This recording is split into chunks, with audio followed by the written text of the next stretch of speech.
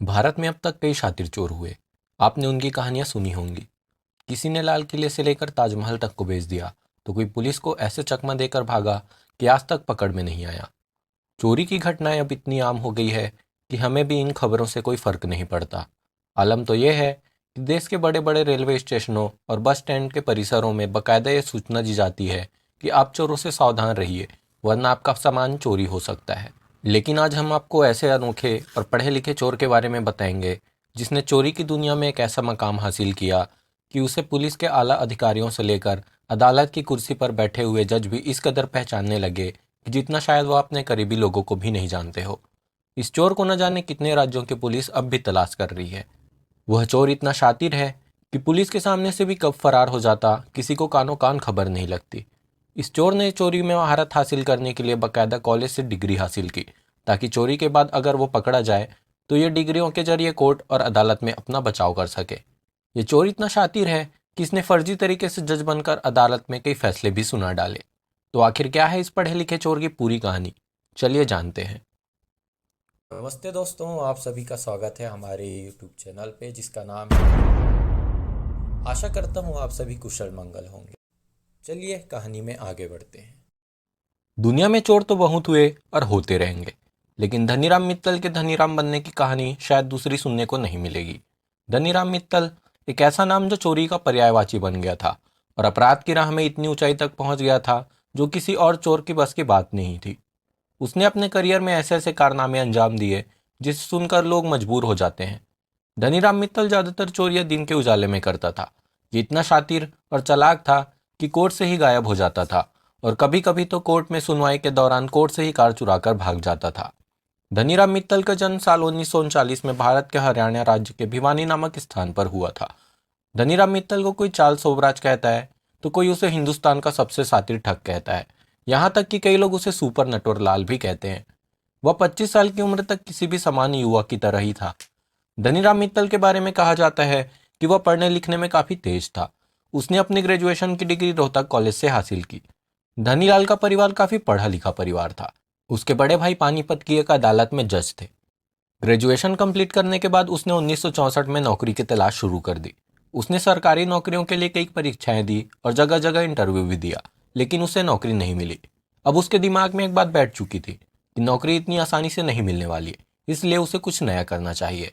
इसके बाद उसने आरटीओ जाना शुरू कर दिया और वहां उसने सीखा कि नई गाड़ी खरीदने वाले व्यक्ति को ड्राइविंग लाइसेंस कैसे जारी किया जाता है। कुछ दिन आरटीओ जाने के बाद धनीराम मित्तल ने देखा कि लोगों को ड्राइविंग लाइसेंस प्राप्त करने के लिए परेशान किया जाता है। ड्राइविंग लाइसेंस प्राप्त करने के लिए जो कागजी कार्रवाई पूरी करनी होती है, उस चीज के लिए एजेंट लोगों से भारी कमीशन वसूल करके इस कंडीशन का फायदा उठाते हैं। इसी चीज को देखकर वहां धनीराम ने जाली और डुप्लीकेट दस्तावेज बनाना सीखा। इसके बाद उसने आरटीओ में एक एजेंट के रूप में काम करना शुरू कर दिया।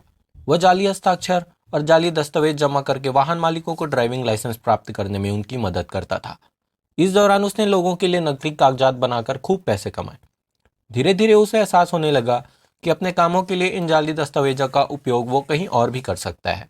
इसके बाद उसने अपने फर्जी ट्रेनिंग डॉक्यूमेंट्स और एजुकेशनल सर्टिफिकेट तैयार करना शुरू कर दिए।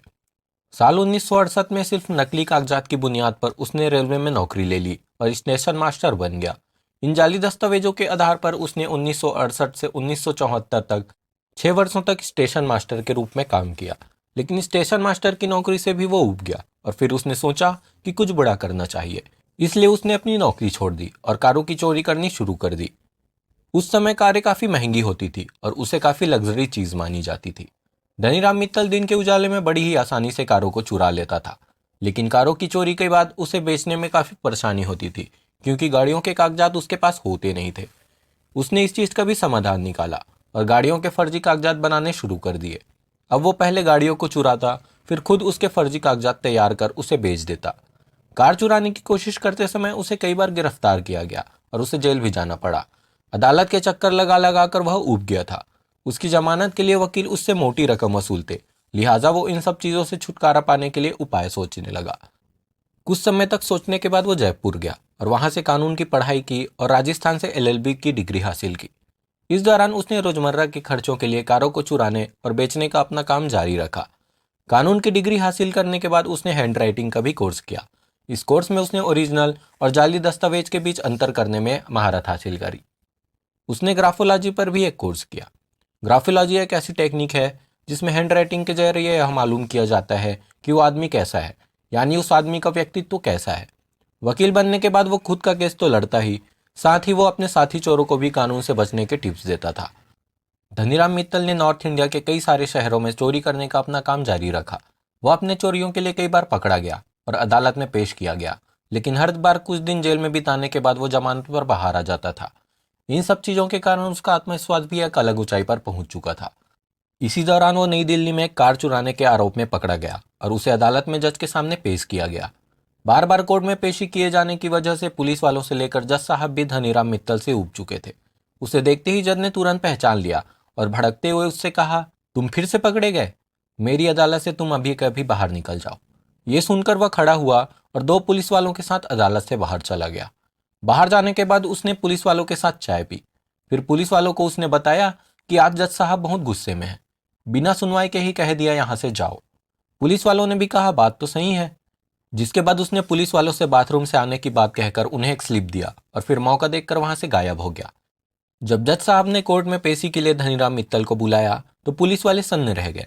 जज ने पुलिस वालों से पूछा, धनीराम कहाँ है? तो पुलिस वालों ने कहा कि सर उसने बताया कि जज साहब ने बिना केस के बारे में सुने उसे जाने के लिए कह दिया। जज साहब को भी माजरा समझने में देरी नहीं लगी।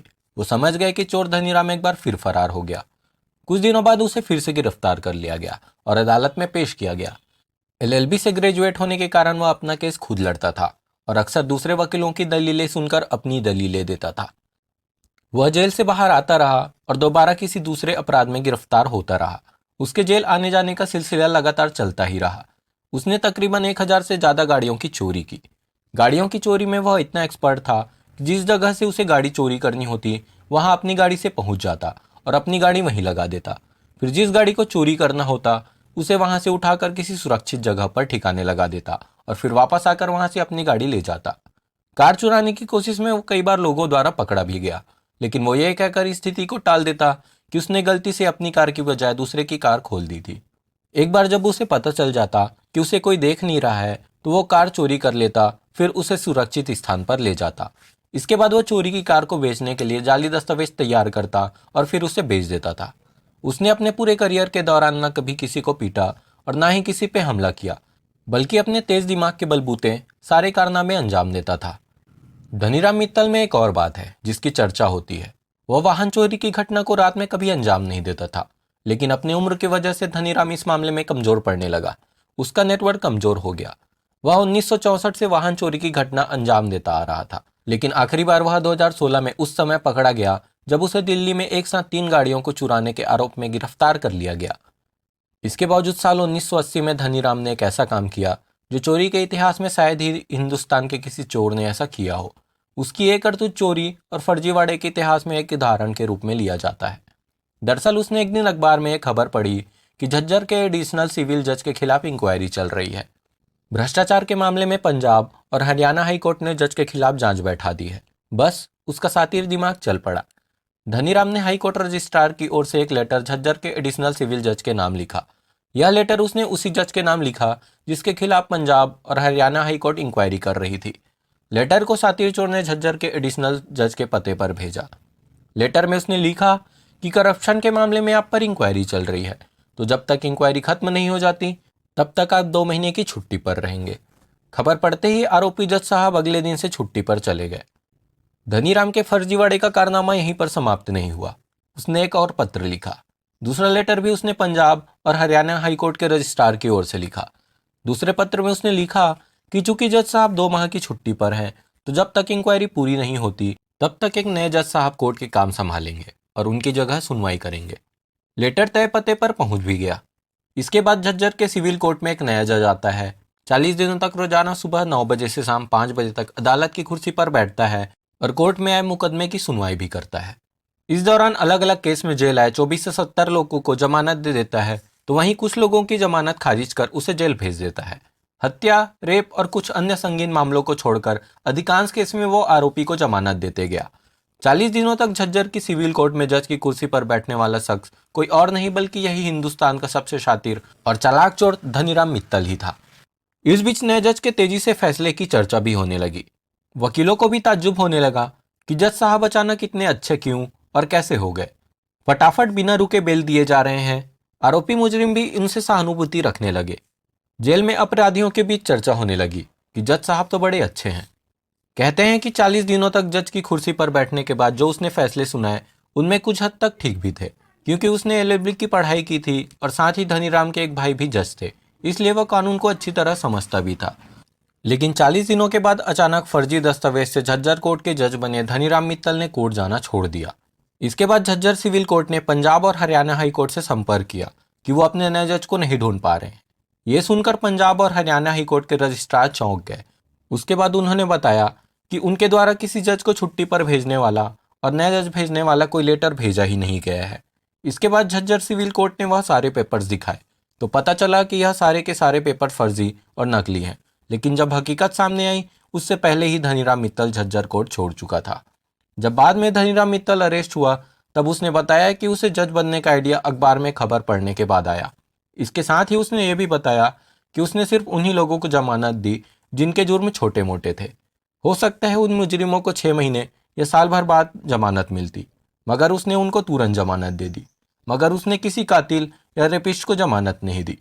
इसके बाद जिन 2470 मुजरिमों को जमानत दी गई थी उन्हें ढूंढ ढूंढ कर दोबारा वापस लाया गया और उन्हें बताया गया कि जिस जज साहब ने उन्हें जमानत दी थी वह कोई जज नहीं था बल्कि एक चोर था।